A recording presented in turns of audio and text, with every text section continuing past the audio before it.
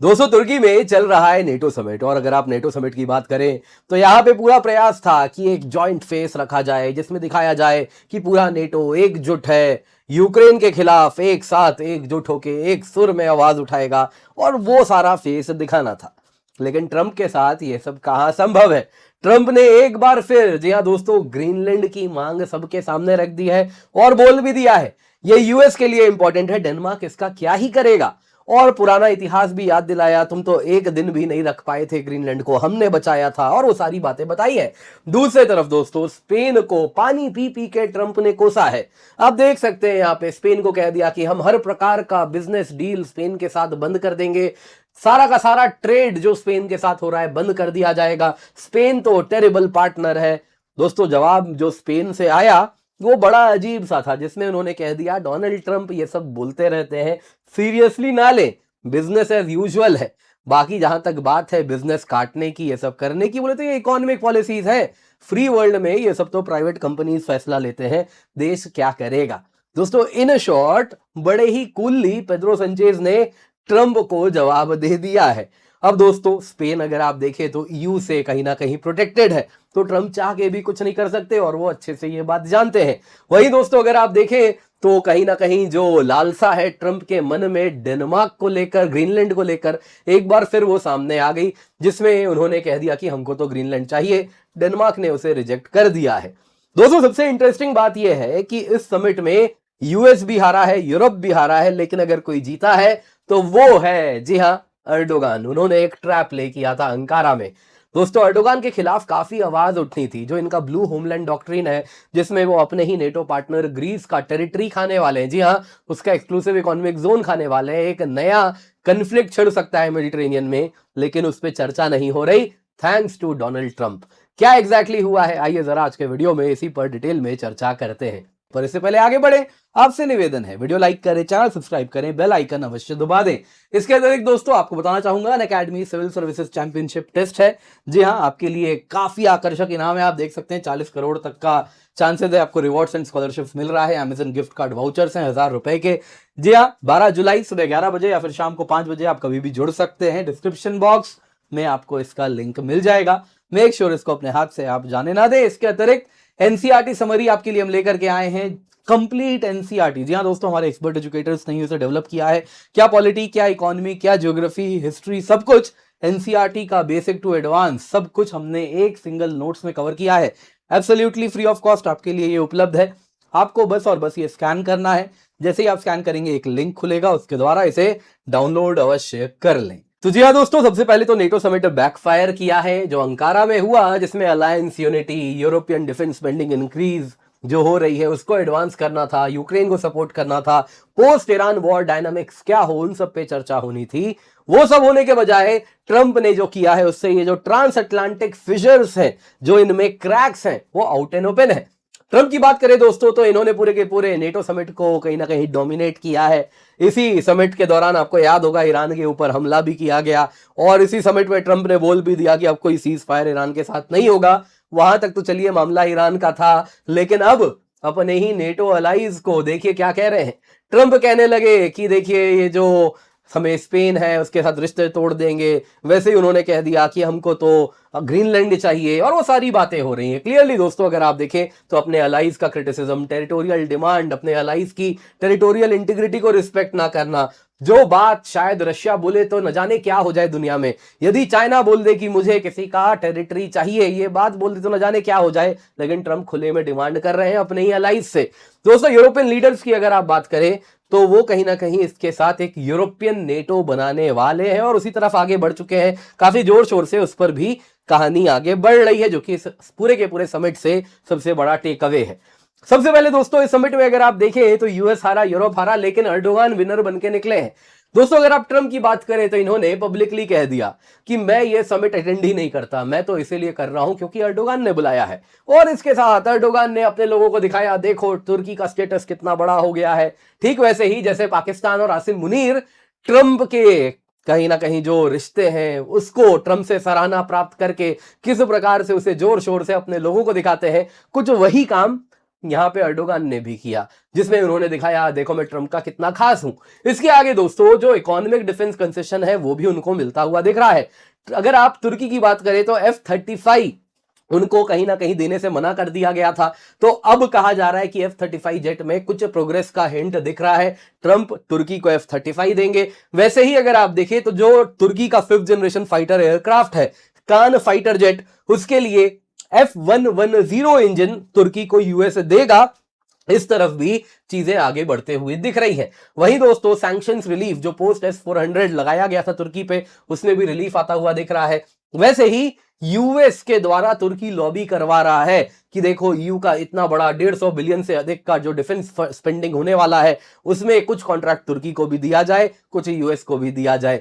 तो non EU versus EU NATO partners वाला जो गेम है वही यूएस और तुर्की बना रहे हैं। तो कहीं ना कहीं अगर आप देखें तो अर्दोगान के लिए बड़ा बेनिफिशियल रहा है। इन्होंने एक नैरेटिव कंट्रोल भी दिखाया कि देखो मेरे वजह से ट्रंप आए, आज नेटो बिखर जाता, लेकिन यूनिटी हार्मनी यूरोप और यूएस में कोई करवाता है तो वो तुर्की करवाता है, और इस प्रकार से चूरन बांटा गया। दोस्तों यहां पे अगर आप देखें तो दोनों ने मिलके नॉन ईयू नेटो मेंबर्स को जो एक्सक्लूड किया जा रहा है यूरोप के डिफेंस इनिशिएटिव से, उसके खिलाफ आवाज उठाया है। दोस्तों तुर्की दुनिया का टॉप 10 डिफेंस मैन्युफैक्चरर है, और वहीं अगर आप देखें तो ईयू का 150 बिलियन से अधिक का एक रिन्यूड डिफेंस स्पेंडिंग प्रोग्राम आ रहा है, ईयू सेफ प्रोग्राम, जिसके अंतर्गत जो ईयू कंपनीज हैं, डिफेंस कंपनीज हैं, उनको ही यूरोप डिफेंस कॉन्ट्रैक्ट देगा जिसके द्वारा वो डिफेंस स्पेंडिंग करे।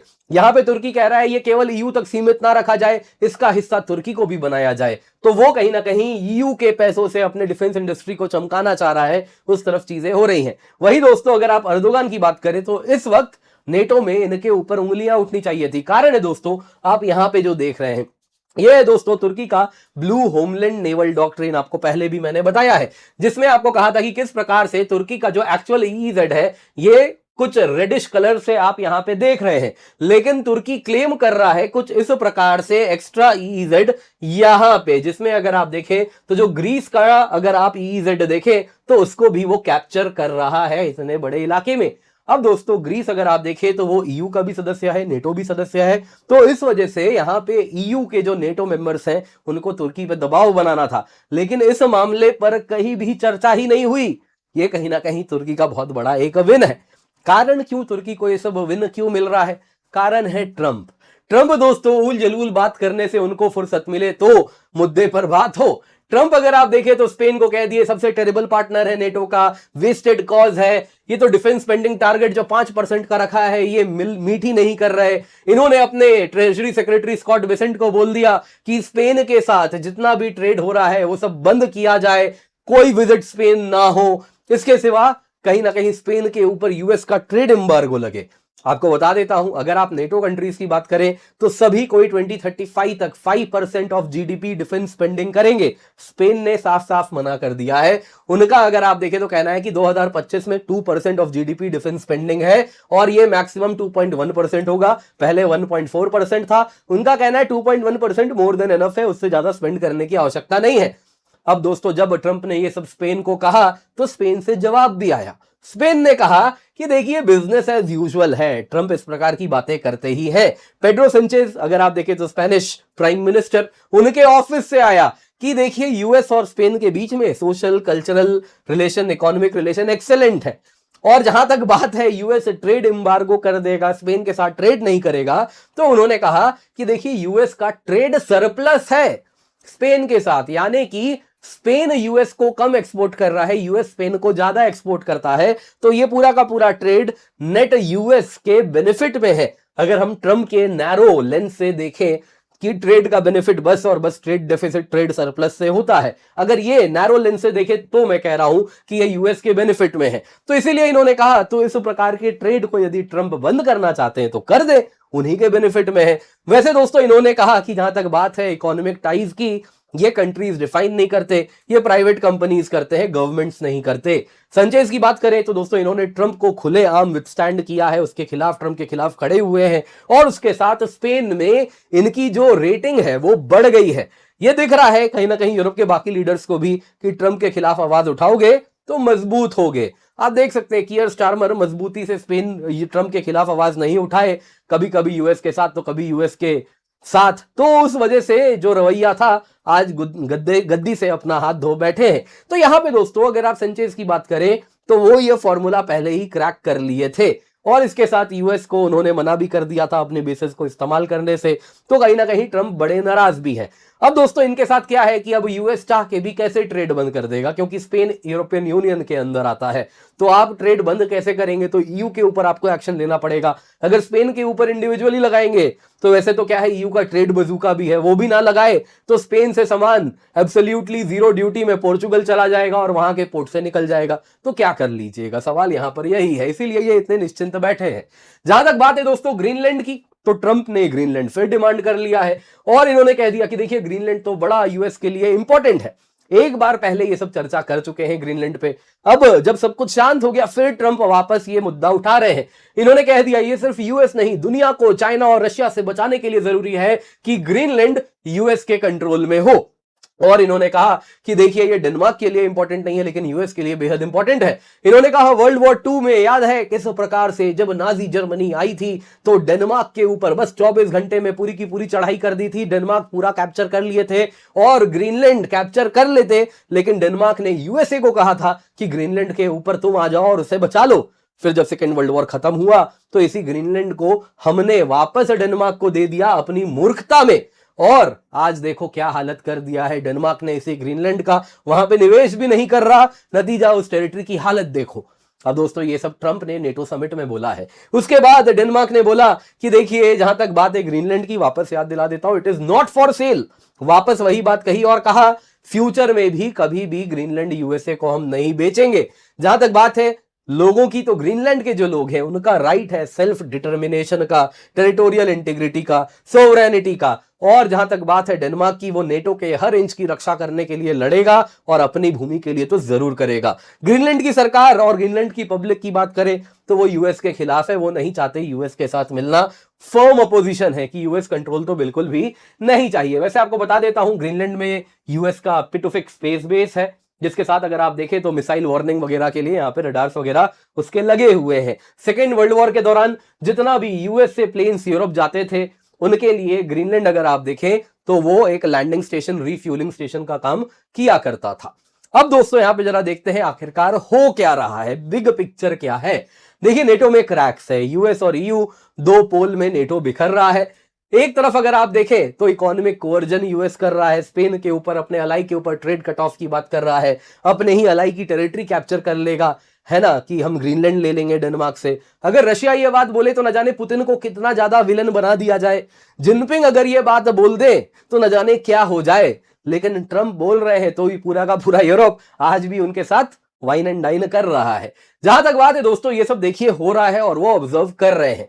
जहां तक बात है नेटो की, इसमें एक ट्रांसफॉर्मेशन हो रहा है जिसमें अब तक यूएस लेड नेटो था, अब यूरोप लेड नेटो हो रहा है। कहीं ना कहीं ट्रंप के अंदर यूएस पीछे हट रहा है। नतीजा यूरोप अगर आप देखें तो जो जो जगह से यूएस पीछे हटेगा वहां पे कमांड यूरोप अपने हाथ में ले लेगा। रिकॉर्ड कॉन्ट्रैक्ट्स, डिफेंस स्पेंडिंग, एक डिफेंस रिवॉल्यूशन हो रहा है यूरोप में। और इसके साथ अगर आप देखें तो तुर्की और यूएस को अब लग भी रहा है कि ये लोग इतना पैसा खर्च करेंगे अपने डिफेंस इंडस्ट्रियल कॉम्प्लेक्स, अपनी डिफेंस इंडस्ट्रीज को दे देंगे, हमें कुछ कॉन्ट्रैक्ट ही नहीं मिलेगा। ईयू सेफ प्रोग्राम में बिलियंस डॉलर्स खर्च होने वाले हैं, उनको ऑर्डर नहीं मिलेगा। तो वो लोग लॉबिंग भी कर रहे हैं। जो भी है दोस्तों, जो अनक्वेश्चनड यूएस अम्ब्रेला था वो खत्म हो चुका है। ईरान में यूएस एक्सपोज हो गया है कि अपने अलाइज के लिए वो कुछ लिमिटेड तरीके से ही आ सकता है, अदरवाइज यूएस का प्रेजेंस अपने अलाइज के लिए केवल और केवल प्रॉब्लम है, फायदा खास नहीं होने वाला। आप देख सकते हैं सऊदी यूएई किस प्रकार से अभी जो युद्ध चल रहा है, अभी सीज फायर वायलेशन हुआ, सऊदी यूएई ने साफ साफ मना कर दिया कि हमारे यहां से यूएस प्लेन्स नहीं उड़ेंगे, यूएस बॉम्बिंग हमारे यहां से उड़ के ना करें।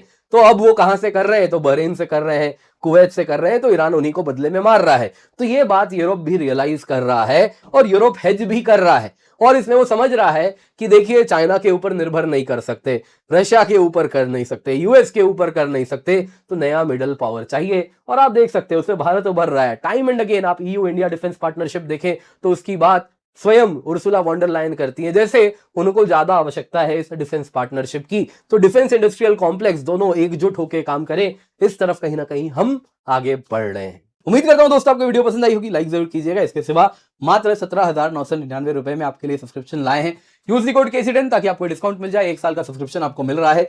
ये ऑफर 8 जुलाई को खत्म हो जाएगा, तो मेक श्योर इसको अपने हाथ से आप जाने ना दें, जल्दी से जाएं, इसका फायदा अवश्य उठा लें।